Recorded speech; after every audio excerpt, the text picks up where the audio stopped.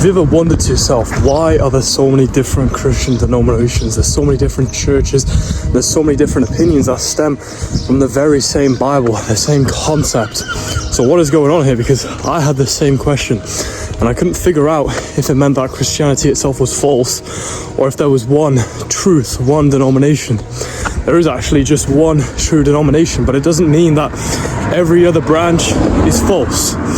In fact, it just means that each different branch has different levels of truth in it, right? So some branches, some denominations aren't as true as others.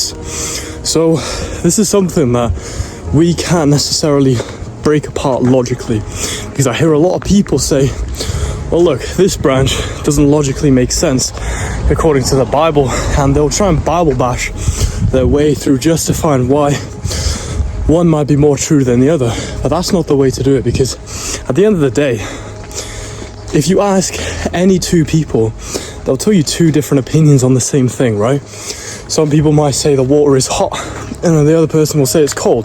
It depends what they're comparing it to.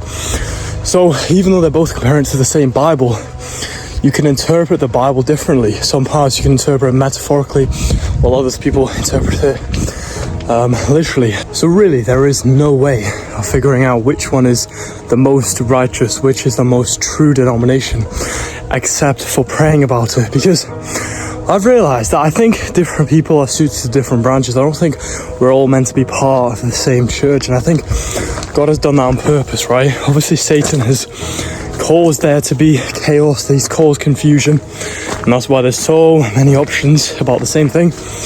But God wants us to be in different places, I think, and it just depends on our story, on our opinions, and where we are trying to get to. So just pray about it and he'll tell you where he needs you to go.